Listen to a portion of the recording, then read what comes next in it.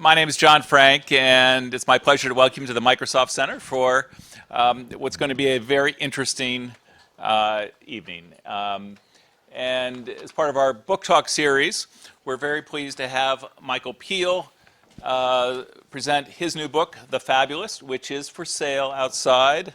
It's a really interesting read, so I do encourage you to get a copy and get Michael to sign it after the presentation.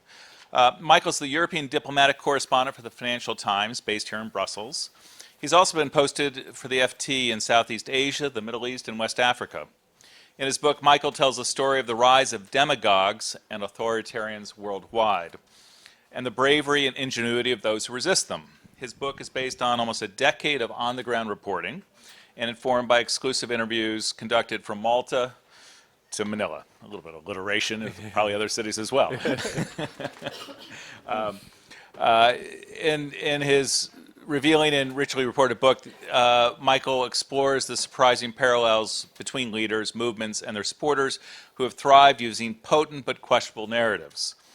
He shows how rife such myth-making and historical revisionism is across continents and cultures, including in Europe, and when you read the book, right here in Brussels, and points to ways to combat these trends. The event is moderated by Alissa de Carbonnel, Deputy Program Director for Europe and Central Asia at the International Crisis Group, who on a daily basis oversees research, analysis, policy prescription, and advocacy in and about Russia, Europe, Turkey, the Caucasus, and Central Asia. So with that, please join me in welcoming them to the stage.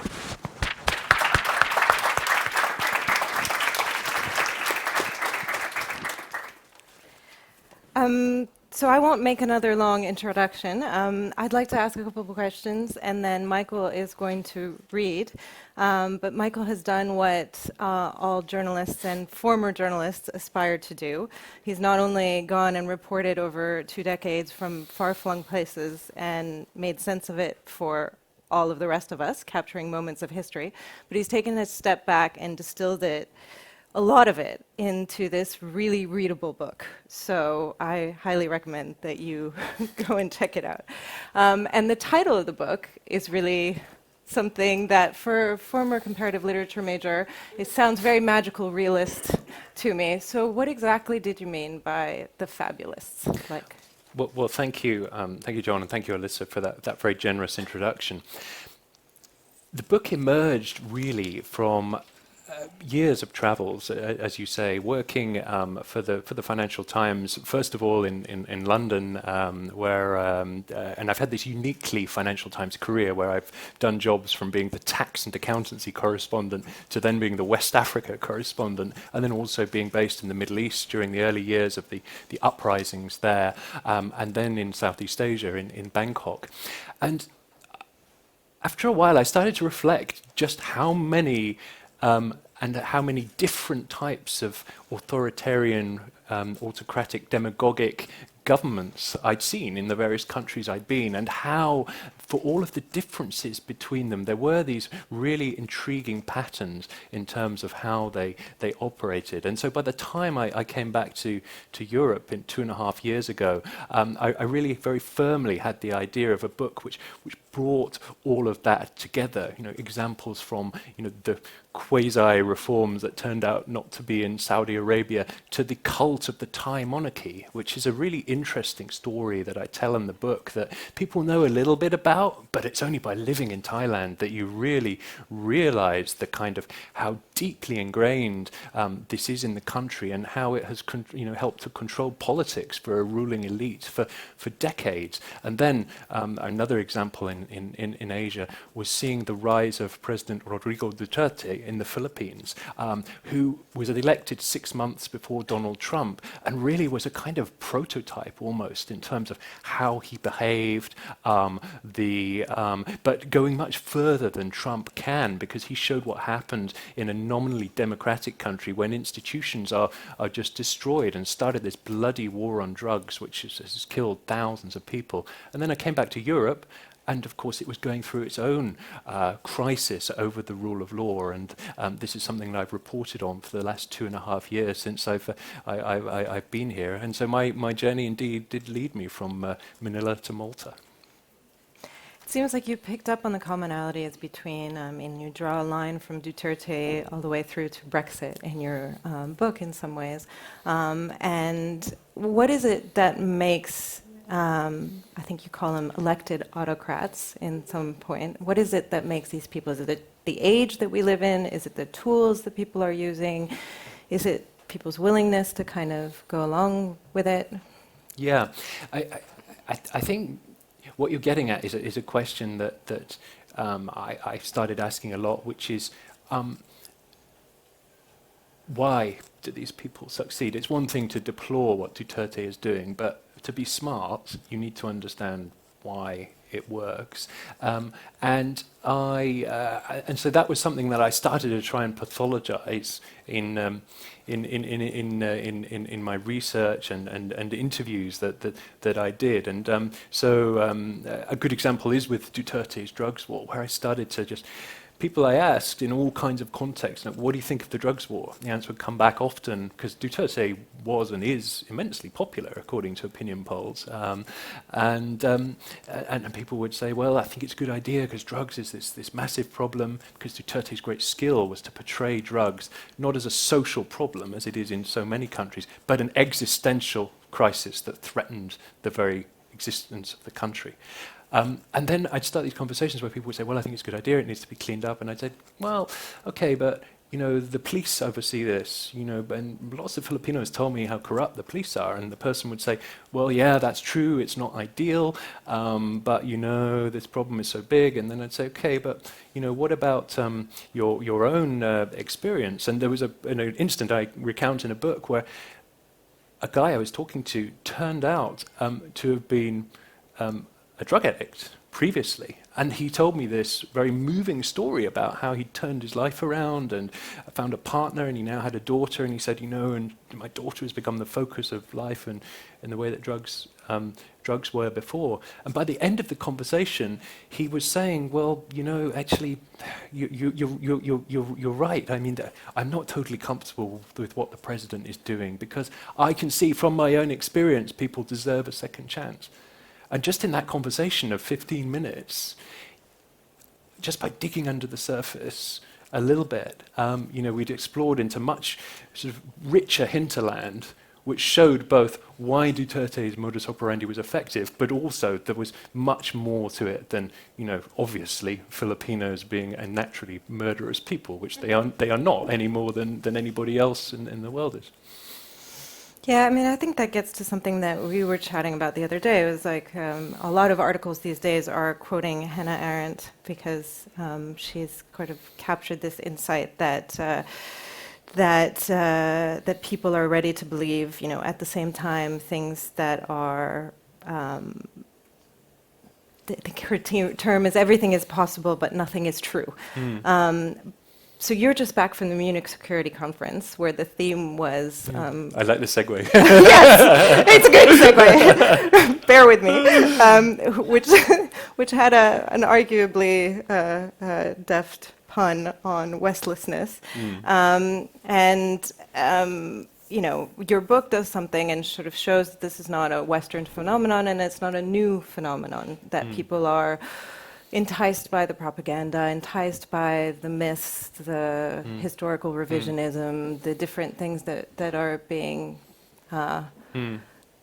stories that are being told to them. So what is your impression? Like, what can you learn from the places that you've been elsewhere, to the fact that, I think now a lot of people are talking about this as a uniquely Western thing now with Trump, with Brexit, with this kind of angst. Where's the thread between one and the other?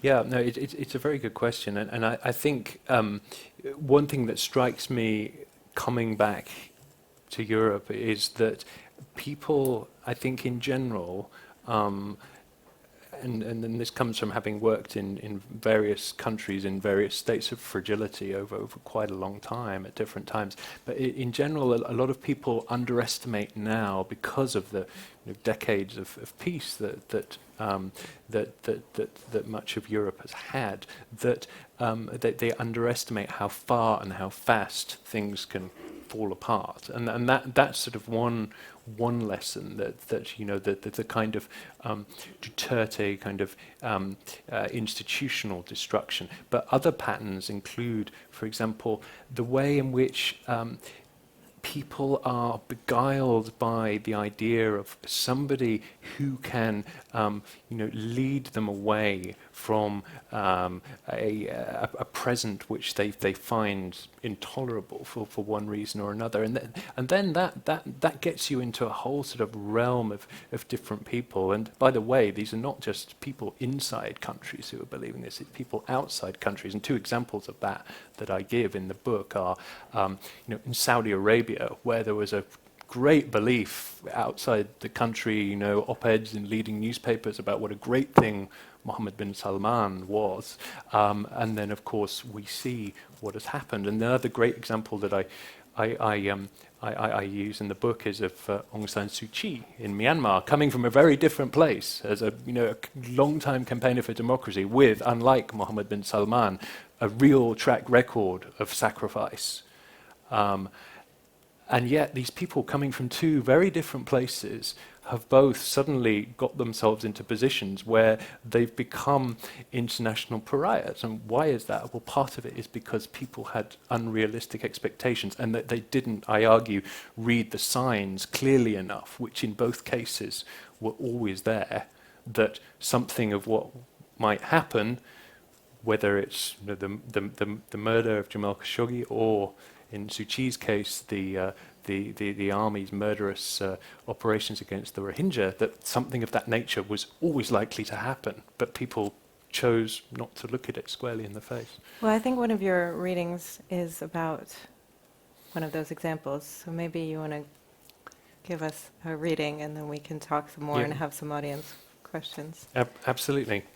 So this is a reading based on an interview that I did with Aung San Suu Kyi.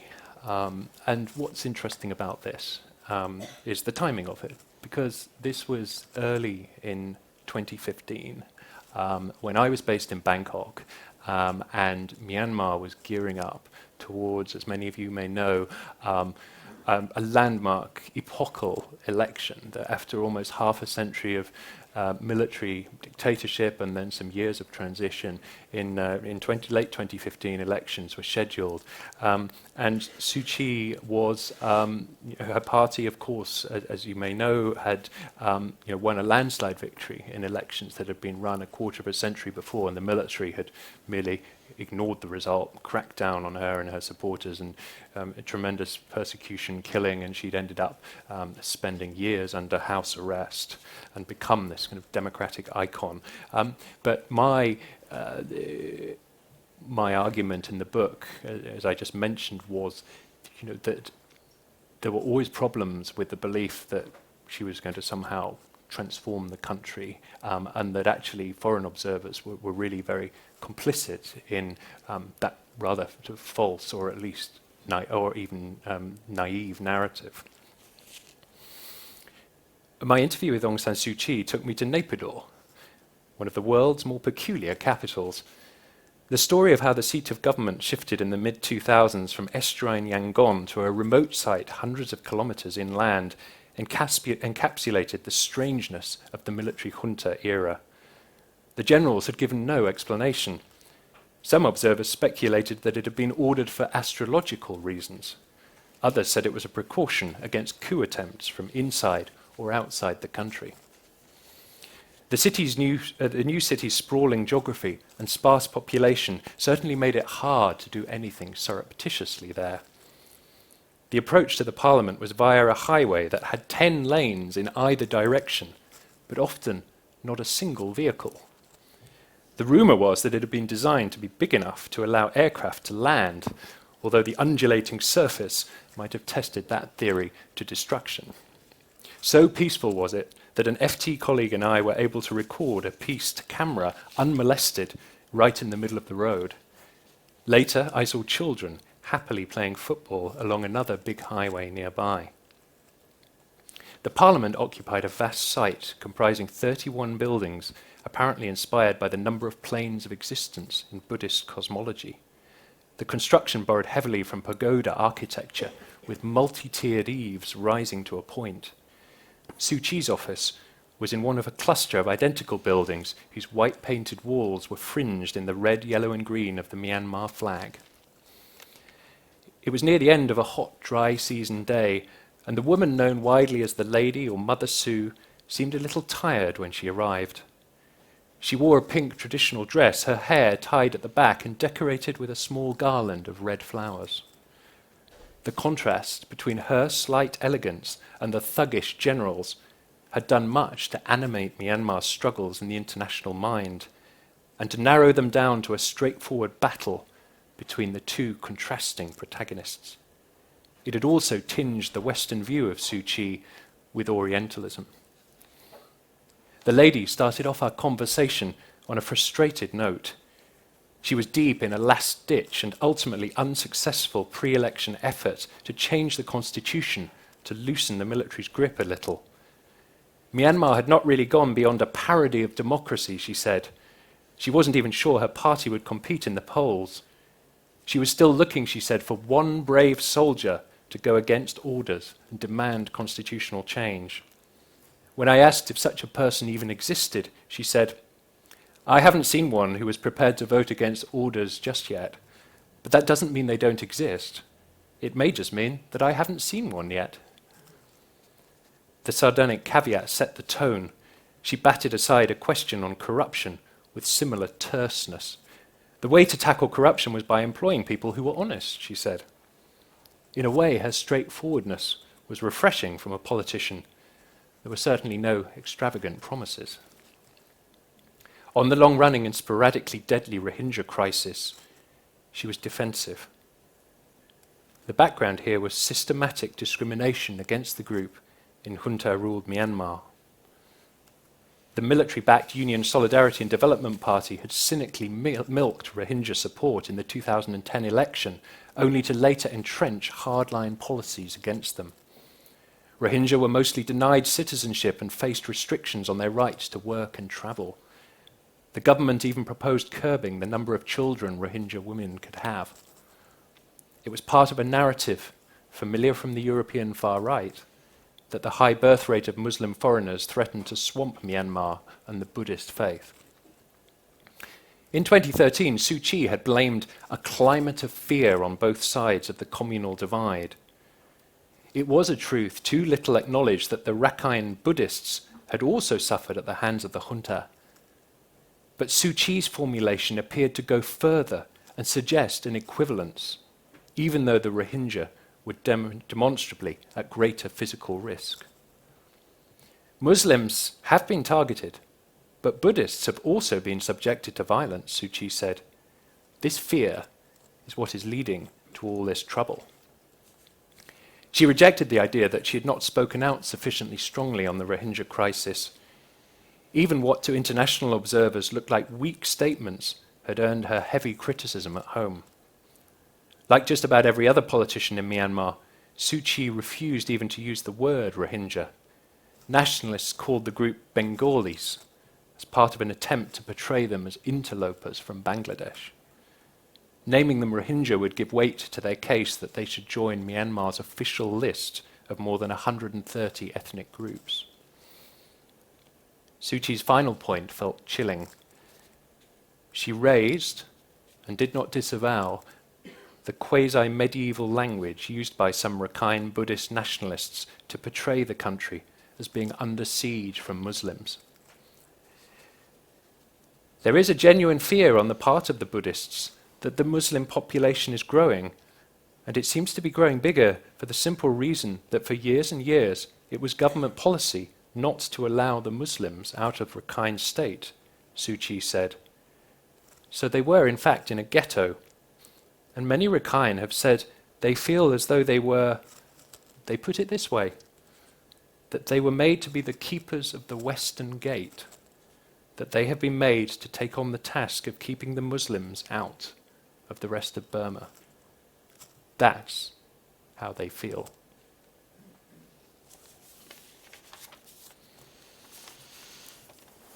Well, thank you for the reading. I want to tease you out on one aspect of that you brought up in the beginning. It's, this myth of Suu Kyi was kind of built both by herself, but also very much from the outside. How is it that, and journalists were part of this, how did people, fall into that trap? How do you,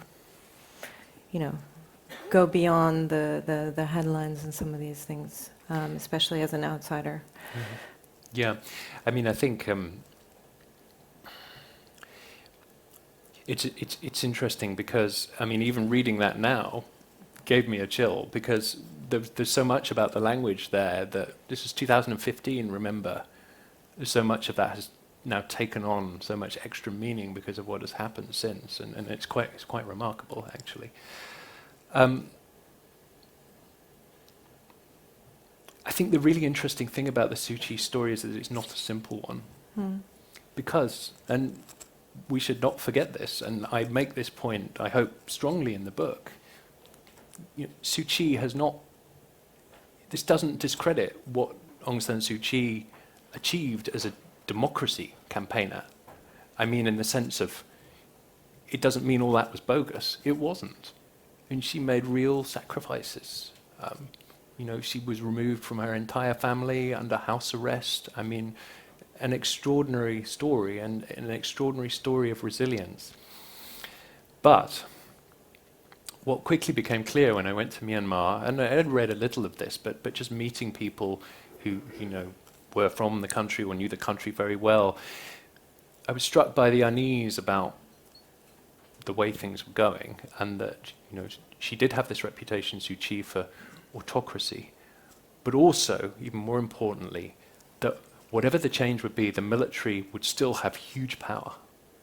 And also that this horrible narrative had developed, which was anti-Rohingya and anti-Muslim, and this was very widely held in Myanmar. Suu Kyi was considered a moderate by many people in Myanmar. I met voters who said, I love her, I'm going to vote for her party, but I'm worried that she's a bit soft on the Rohingya. This was in 2015, again, an ominous sign.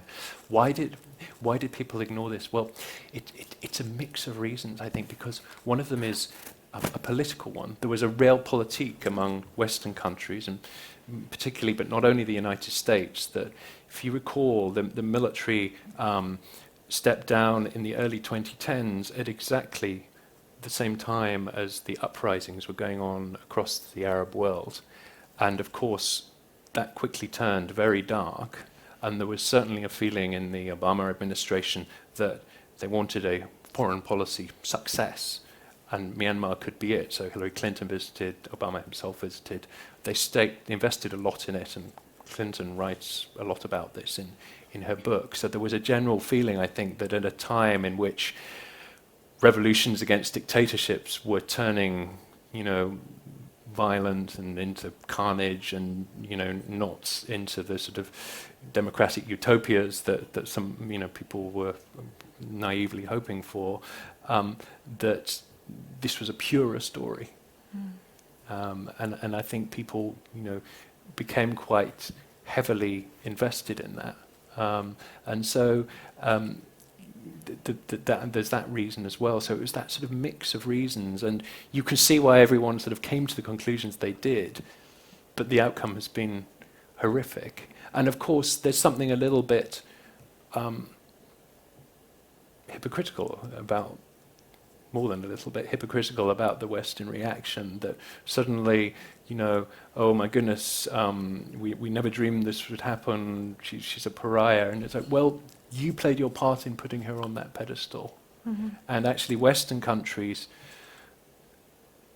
helped to push her and her party, although, I mean, she's not someone who's easily pushed around, but they were on board with the idea of, let's get these elections done, even if the military will still maintain all of this power constitutionally.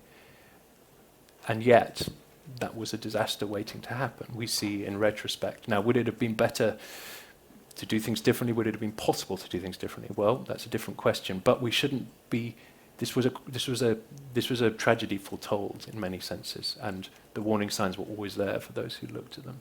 I mean, it's a plea for nuance in a lot of ways here. In a sense, it is, absolutely. I think that's a very good way of putting it.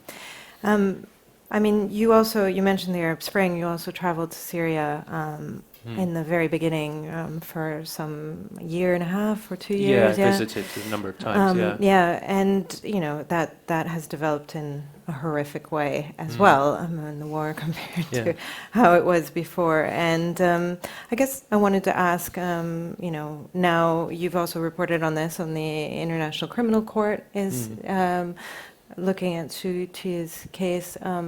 Is there any accountability anymore? Especially given, this aspect of hypocrisy that you're talking about that people can point to in the West. So I'm really glad you asked that question, because I'm aware that the talk so far has been very, very dark. But obviously there is a lot about the book which is disturbing and is supposed to be. But again, what I've tried to do is to say that, and I think that there is a sort of defeatism in some places about the rise of autocrats. It's clearly a phenomenon, but A, they've risen in the past and fallen, and B, this is a fight that's happening right now, and it doesn't necessarily lead in one direction. And so in the book, I've tried to look at people who are trying to bring a bit of truth and a bit of integrity to the system, the Syria example is a good example of that. And what I've done in that chapter is to I wanted to find a way. I wanted to tell the story of the way the battle for Syria's narrative had been fought online. All sides have their advocates, but particularly apologists for President Bashar al-Assad are extremely active. And I wanted to find somebody who was fighting back on this. And bizarrely, I found a researcher whose speciality is, among other things, estimating casualties in war. And then I looked her up, and I found that she was based in Brussels, about 3 metro stops from my house, which goes to disprove the old journalistic adage that you never get a story without leaving the office, or at least home in this case. And her name is Professor Debarati Guha Sapir. Some of you may know her. And she's an epidemiologist, and she'd done a lot of work on the Syrian war, and she and it had shown, she'd shown, for example, how a change in government tactics had increased civilian casualties, and it showed that, in other words, the bombing had become even more targeted on civilian areas, and it kind of gave the lie to the regime's case that this is all about terrorists and our operations are focused. And this showed how the casualties were rising, and also how casualties of children were rising in some areas. And she, I went to see her, and she was fascinating to talk to, because she wasn't sort of steeped in Syria, and she wasn't a polemicist. She wasn't a political polemicist, and she asked me very intelligent, searching questions about Syria, but it wasn't a conflict that was at the heart of her expertise. She looked at the numbers, and she said, as she put it, she said, "Well, me and my team, we look at a situation where there's a lot of steam, and a lot of confusion about what's happening in a particular conflict, and we try and look beneath the steam to what the boiling pot actually is," which I thought was a really nice way to put it. And so that chapter, it is a kind of integration of my own experiences, but based very much around this interview of somebody who is not a propagandist. Is the opposite of these online propagandists, but somebody whose motivation is to try and bring some integrity to the system, and is honest about the difficulties of her work and the shortcomings of any estimates of casualty in war, and that's a whole very interesting sideline about how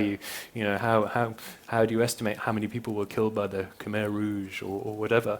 But again, she talked very interestingly and philosophically through that she talked about how it's important to have these casualty numbers for to bring truth to the system, but also for very practical reasons. So you can see, where have the main casualties been? Are they by gender or generation? Are there sort of demographic, changes that need to be accounted for in how we run the country? And then she said something also which moved me, which she said, it's about respect for the dead. Trying to account and say, these are not just. You're not just numberless as well as nameless. That was her point, and I found that quite profound. And I thought that, well, in this age that we're in of disinformation, that was really quite emblematic of somebody trying to bring something, a different way of looking at the world. Certainly moving. I'm not sure if it's more optimistic and cheerful. But Well, no. Okay, well. No.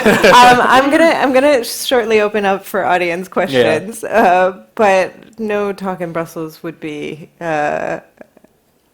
complete without Brexit. Yeah. So especially from a Financial Times journalist. Yeah. So in a way, that's for me. It seemed like the most personal chapter of your book. Yeah, me. you noticed. Would be. And you do say that there, you say, many things in there, and you should all read it. But you do say that something about nuance and also about how people have gone so far that they might not change their minds as easily anymore. You talk about the polarization and how even though people's reasons for having a certain position is very complex, in the end, when they have that position, they're hard to shift from it. So I wonder if you would talk a bit about that, because I think it says a lot to the future of where we're going now. Who knows? Yeah. Well, again, I mean, thank you for asking this question, because it's something that I really, felt strongly about and wanted to get in the book. I told the story of Brexit principally through an interview I did with the headmaster of my former primary school, my former junior school, who, when I met him in the summer of 2018, was 93 years old. And he, at the age of 16, he was a radio operator on Atlantic convoys, bringing supplies to Britain during the war. 16. And then he survived the war, and he then went into education and ended up having a successful career, which eventually brought our paths together. And I wanted to talk to him about why he voted for Brexit, because he was somebody that I knew a bit. He's a friend of my mother's, actually, who later became the head teacher of the same primary school.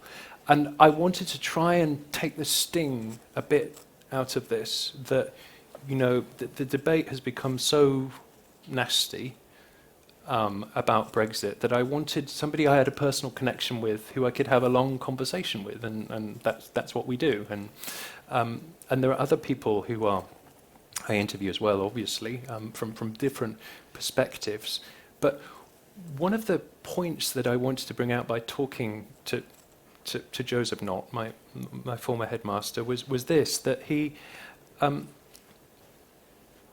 didn't fall into this pigeonhole. That it's become very common. The narrative of Brexit is that this is a vote of people, and I don't like this term, the left behind, i.e. people who've suffered, particularly financially, who live in areas that have suffered deindustrialization. I don't like the term left behind, because I think it's very reductive and a bit condescending. And that obviously is part of the story, but there's much more to it than that.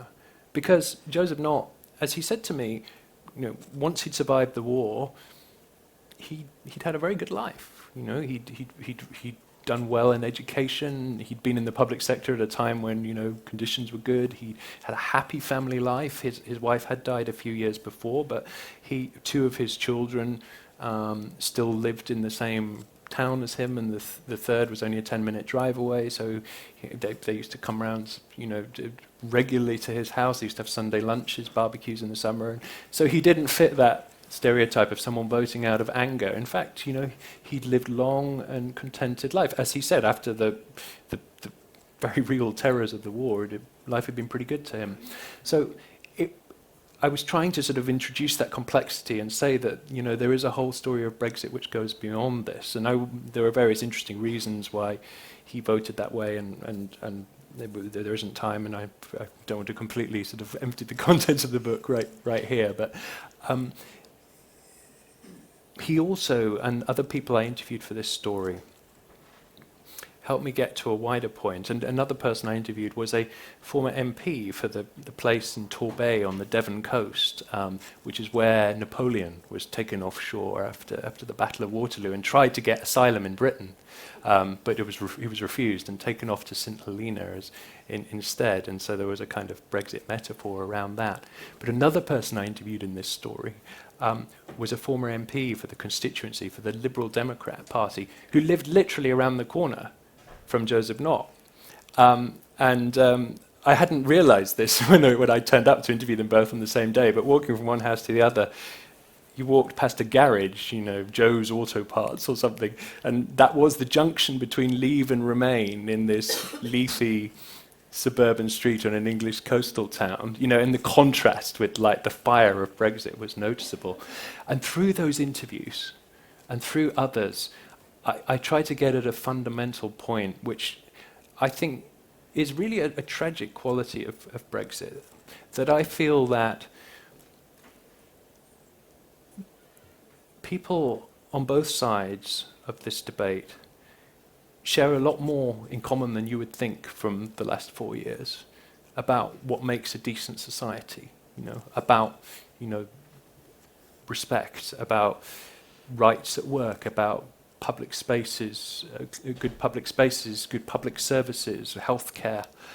And yet Brexit had set us against each other. It was like this thing which suddenly had overtaken everything that we shared, you know, the common values that so many of us had about the kind of country we want to live in, and introduced this kind of false binary that suddenly we were all enemies, and that really disturbed me. And I think, you know, we have a lot of work to do in Britain to overcome that, and, you know, and a lot of respect to bring back into the debate on both sides if we're to, you know, overcome this very difficult moment in our history.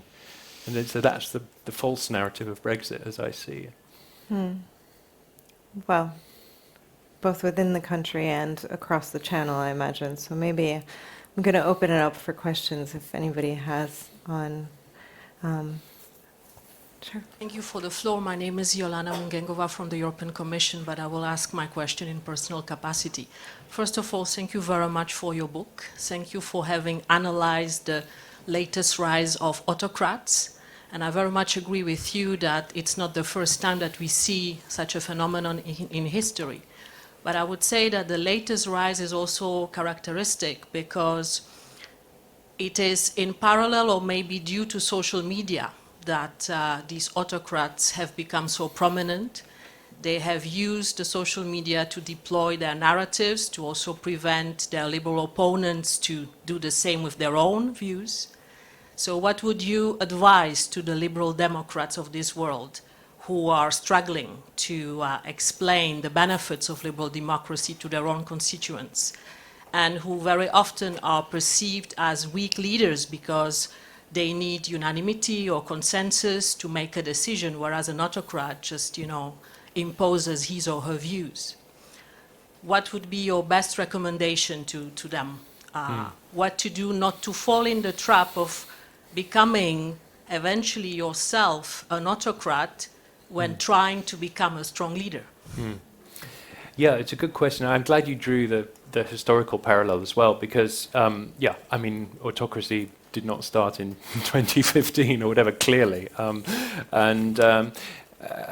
think there are two things I would say to what you've said. I mean, the first is you mentioned social media, and obviously that is important. But I specifically sort of set out in the book to try to look beyond that. And I quote in the introduction a Lithuanian expert on disinformation who said, you know, what we're trying to do when we're looking for disinformation is to drill down and get to, you know, patient zero, get to the source, and that's what I've tried to do. So yes, the technology is important, but the deeper question is, it only works because people are inclined to believe what they read on social media, or some people. I mean, we all are, right? I mean, we all have that emotional response, and a big part of this book is just saying to readers and myself, you know, don't kid yourself that you're somehow above all this. You know, we all have the, you know, similar emotional triggers. But the idea was that the social media, it's become a sort of ferocious tool for spreading these narratives. But you've got to go to the source and get people to ask more questions, basically, is one thing. And that's one thing that I noticed in the book, that once you get beyond the kind of stereotype of the media vox pop, you know, do you like Brexit or not? Yeah, I love it, or no, I hate it. Right, thanks very much. You know, I mean, what does that really tell us about anything? You know, the value is in the deeper conversation that reveals the nuance. How to stop autocracy, which I guess is the second part of your question. Well, obviously that's an easy one. Autocracy has costs. It's big costs, and you know, clearly the experience of the coronavirus is showing us one of those. That, you know, there's a lack of transparency, and you end up with situations where, you know, it's, as a colleague of mine wrote in a column recently, it's, you know, it's the Chernobyl effect. It's not just the event. If there's a cover-up or a lack of openness, lack of information flow, suddenly things can get a lot worse than they need to have been. And there's a British political theorist, David Runciman, who put it, I thought, quite well. He said, democracy starts more fires because it's unpredictable and chaotic, but it also puts out more fires. You know, it's better at course correction. And I think that, you know, the lessons of, we see so many lessons in history that that show that, you know, autocracy has big costs that sadly often only become apparent in disastrous episodes. And I think that I hope it doesn't, you know, come to that, and that people, you know, are inclined to sort of ask more questions beforehand. But of course, it's not just about asking questions. You know, many people are in positions where asking questions will get them jailed or killed. So that's another point about the book, that it's this is not easy. And of course, floating around the world as a Western reporter, and you're in an extremely privileged position, and you're talking to people who are in some cases in real danger for their lives. And so this is the last thing I want to do is lecture anyone about what they should be doing. But the point is, there are people who, in Syria, who and elsewhere, who are asking the questions in difficult circumstances. There was I quote in the book, somebody connected with the government in Syria who I met, and I said to him, you know, how's it going? He said, oh, it's going okay. And I said, oh, you doing all right? I mean, how's the conflict going? He said, you know, you've read the novel 1984? And I said, yeah. Why? He said, I am Winston Smith. Even autocracies are not homogenous. Especially autocracies are not homogenous. And we see in the eruptions and the Arab world uprisings that is true. So there's a kind of latency to this. This is always shifting, and that's the point. It's a constant balance. It's a constant battle that's still going on. And so, you know, just as people have risen, so they can fall too. Okay, we have another question right next door, and then I can go. Thank you very much for your enlightened explanations. My name is Wolfgang Paper. I was with the Commission before, particularly in the governance team at the time. Now I'm with CEPS, the Center for European Policy Studies. I have a more systemic issue here because the names you give, even on your title here, are mainly presidents. That means they are directly or quasi-directly elected to their position. Is that a problem, basically? Because I personally feel more and more that we have problems with what we call direct democracy. Presidential elections are direct democracy in most cases. We can do that at very local level. People have the information directly. The higher you get in what we call here in Europe the multi-level governance, the more filtration you need. That's why we have at national level, in most cases, parliaments. And even at higher level, in the European case, the parliament is not enough. We have more technocracy in that sense. And at global level, it's even more complicated now. Could you say that there's a danger in the presidential system generally because of these personalities? And here I join the previous question. Personalities are getting so strong, getting attention in the digitalization we have nowadays. It's even more dangerous than before. We need more filtration of the people's will to be extreme. Yeah, I mean, I think in a narrow sense, I mean, obviously social media has made it easier to build up, cultish type movements. But it also works the other way. I mean, if you look at, and again, it's the two-way street thing. In Thailand, for example, well, the king there started to be criticism of the disruption that's caused by royal visits online. I mean, this is unheard of. People can get into real trouble for this. You know, they can be jailed for years, and I interview somebody who is jailed for less measures stay in the book. But it's provided an outlet which was not there before. So it does have those dangers as well as those possibilities for autocrats. But I mean, perhaps to answer your question also in a slightly broader way, we clearly live in a time of restlessness where people, yes, as has been well documented, economic forces, globalized capitalism have caused great inequalities, and some people have lost out very badly. But it's more than that.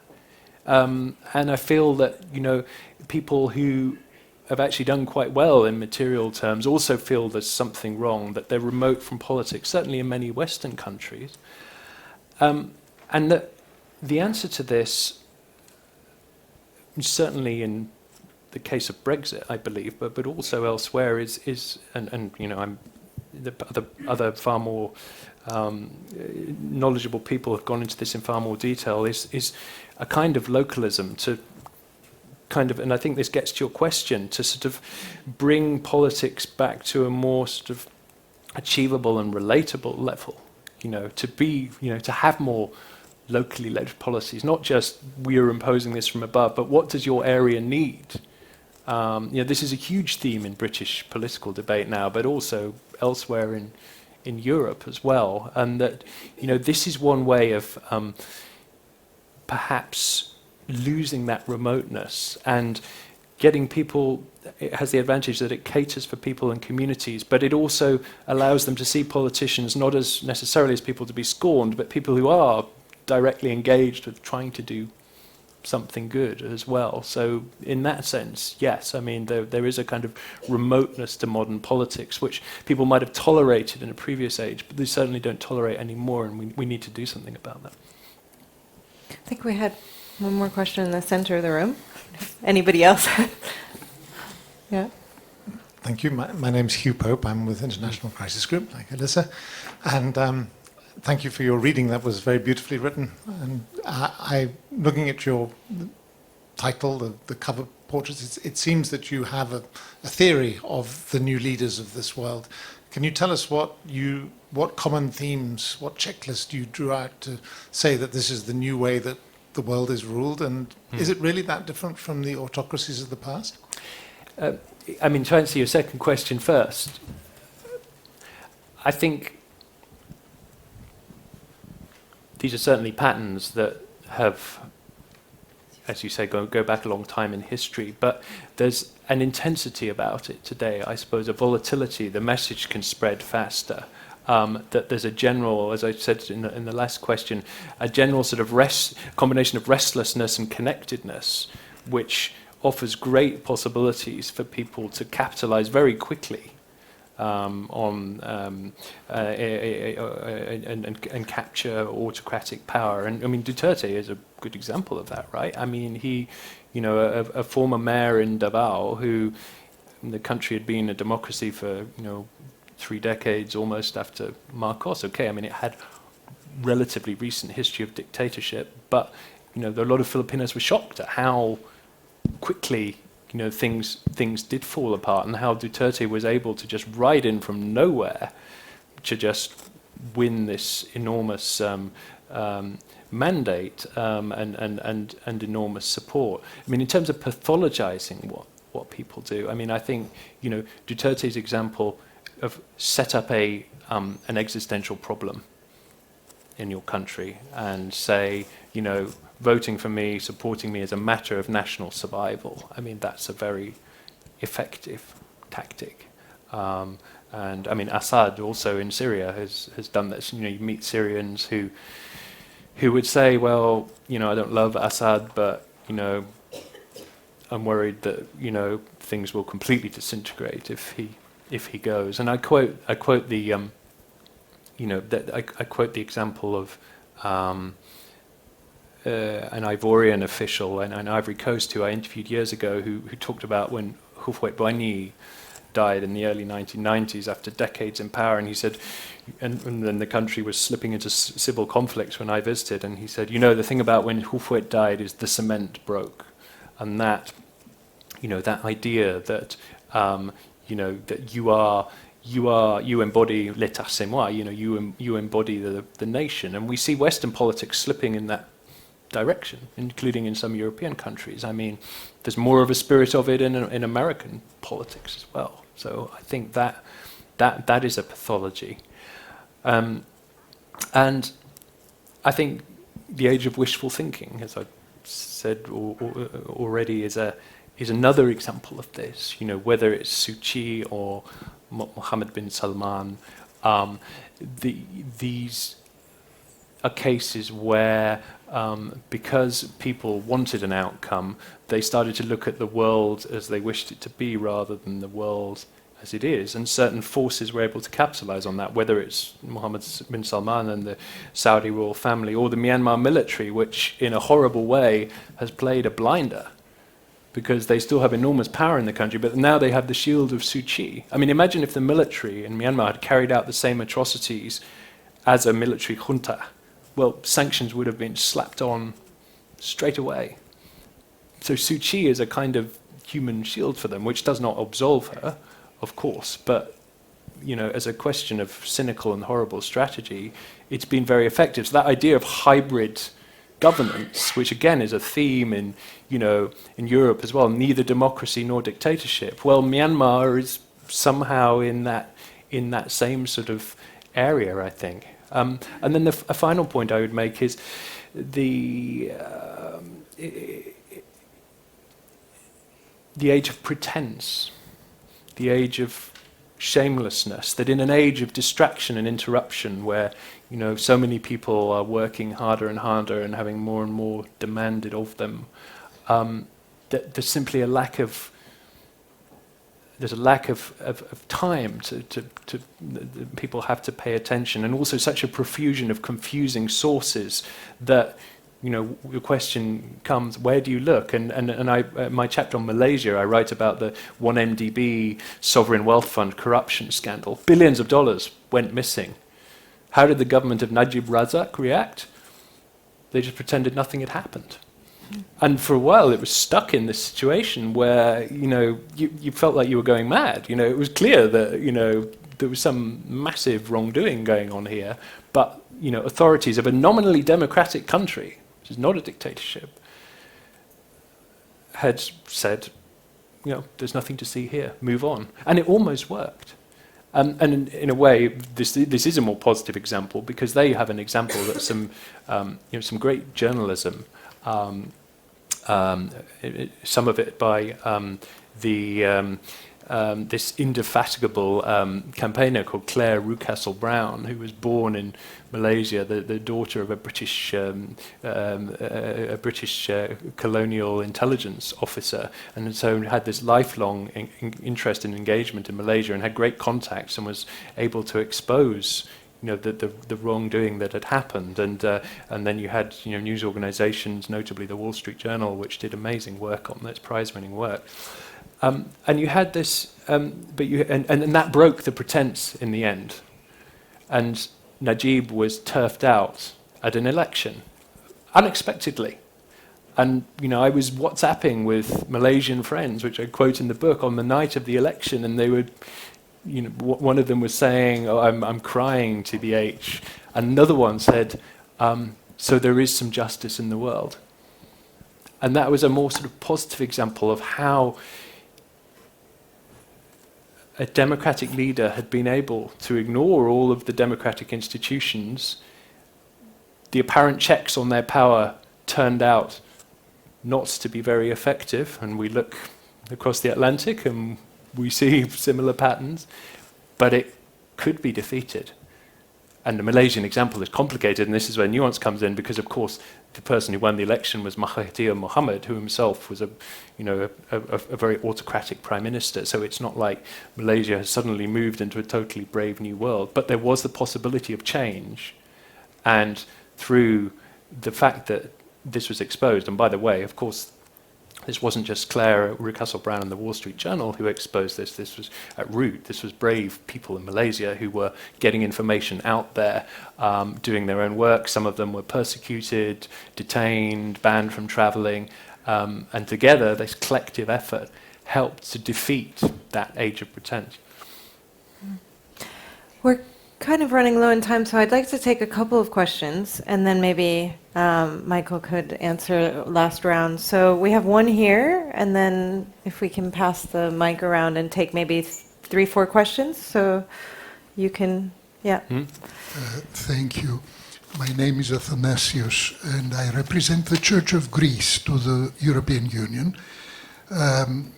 Your interview was very interesting, but it came to me through the side of Donald Trump because of the position I'm sitting.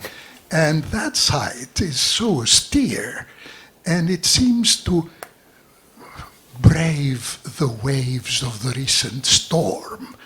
But these waves are, as you mentioned, millions of nameless people who will or who will not vote for him in the next presidential elections.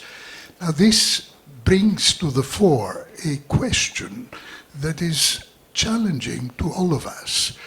You mention many cases in the world that indicate that there is not justice, and without justice there is no peace. We know that. And I wanted to know, how do you feel as somebody who has made so much research in so many cases, meeting so many people who are in power today? How do you feel about risks that you have to take? Because you started your interview with a very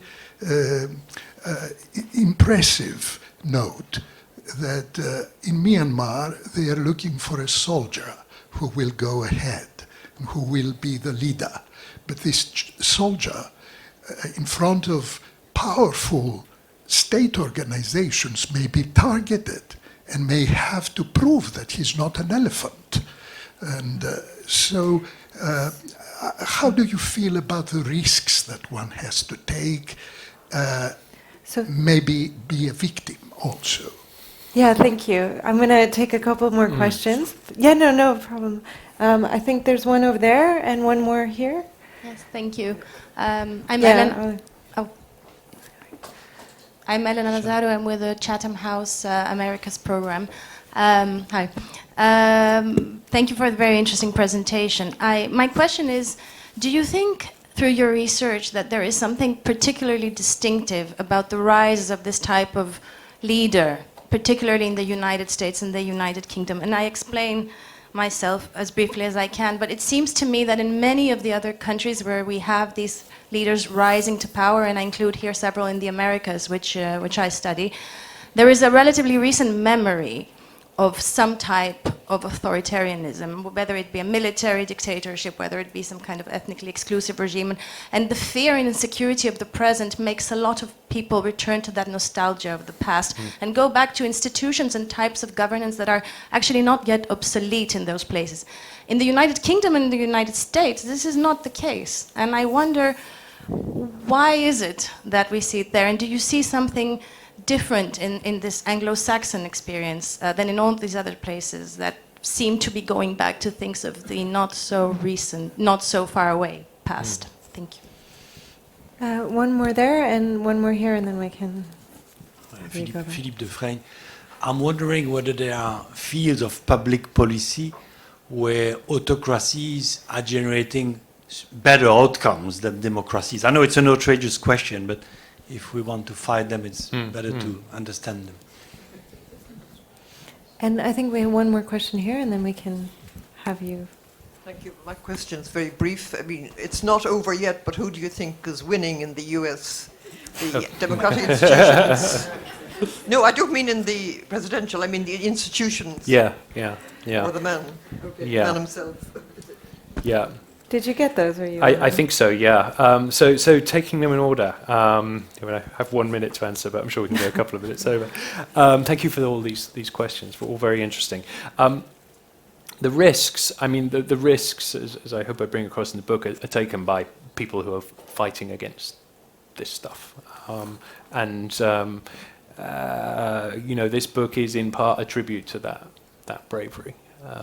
And that's a very important point. I'm glad I have the chance to make there, and you'll see plenty of examples of that in the book that I hope. But that's the people who are really on the front line of all of this. The US-UK example and sort of autocratic nostalgism, if you can put it that way, in the other countries. I mean, I think there's a hubris about it in both cases. Obviously I know Britain much better than the United States because I grew up there and I'm from there. But they're clearly at two different stages of power. One still dominant but threatened and losing that sort of total dominance, and then the other in Britain in a stage of decline, but they share, I guess, the fact that they're both under some kind of challenge. So the US post-war preeminence is under challenge, and Britain, there's that sort of lingering feeling that Britain, was once something more than it is today, and I think that does play a part. And in Britain, of course, there's the whole wartime exceptionalism point, and that just lacking the war was obviously extremely traumatic for Britain, but it was never invaded, and that makes a difference. And it makes a difference in the kind of jingoistic sense that people who make the argument that somehow Britain is superior to these other European countries because it resisted invasion, and conveniently ignoring geography, but it also has a broader point. I think that if you look at the world in this way, that there's a sense in which and people may not really know this, but I mean, surveys show that many British people, over 50% in a survey a few years ago, thought the British Empire was more good than bad. The force for good narrative is very strong in Britain. And I think it's not necessarily always conscious, but there is this sense that there's never been that moment of forced humility in British public life. And I mean, a lot of this is conjectural and based on observation, but I think that is quite an important part of the thing in Britain. Do autocrats have better outcomes? Well, I would go back to the point about democracy starting more fires but putting out more fires. I mean, if you're talking about a project that can be conducted, that just needs to be conducted efficiently, you know, a public works contract, and it's done properly, well, of course, an autocracy can say, well, you know, we don't need planning permission, we don't, you know, we don't need various processes, we just need to get this done. So in that sense, stuff can happen quicker, and maybe it will work out okay. But of course it has huge risks, because there's a point to safeguards, right? And to do with safety and the environment and workers' rights and all sorts of things. And this, in a sense, is the conundrum in the Gulf states, which, you know, has always been there, but I think is becoming, you know, increasingly obvious and noted, particularly in Qatar with the World Cup, that, you know, people admire these buildings that have been thrown up, but of course, you know, there's tremendous exploitation that underlies it. And I talk a bit about in the Gulf how, you know, Gulf governments. I used to live in the United Arab Emirates. I mean, I think they genuinely see themselves as quite enlightened. I mean, they present themselves as a kind of crossroads for the world where people can meet and mingle, and in a narrow sense that's true. But you know, these societies are extremely feudal, and if you are at the bottom of the pile, you know, you are exploited and at times treated as if you're subhuman. That's just a consequence of how it works. And so I think that the Gulf is a sort of interesting example to look at that through that prism. Who's winning in the US, finally? Yeah, save the easiest one till last. I mean, look, I'm not an expert on the United States. I haven't spent that much time there. I think what's really interesting is that, and this goes back to the point about sort of defeatism that I made earlier. That there's a sort of there's almost a kind of overcorrection that people who have opposed the Trump administration, suddenly we've gone in 4 years or less than 4 years from Donald Trump could never be elected to Donald Trump is, you know, definitely going to be re-elected, and he's a lock for the presidency. And it seems that there's no in-between position in that, which is to say, you know, the battle in the United States, I mean, one could say objectively, is very live. Donald Trump has a great deal of support, but he also has a great deal of opposition. I mean, this isn't a case of, you know, me sitting here and endorsing one candidate or another on either side. It's just a statement of fact that, you know, there are two sides who both command very significant support, and that battle is extremely live as we speak. And, you know, as with Britain and Brexit, who knows, this could be a kind of salutary experience. You know, countries that, you know, have sort of traumatic political experiences that they didn't expect can learn from them, and it can help them to do better. And so maybe that's a sort of positive side to this. And I should end by just saying that, again, the more positive aspect, the two countries I look at in Europe are Romania and Malta. And in both those countries, even since the book has been published, there have been significant political changes. You know, in Maltese case, the prime minister was forced to resign.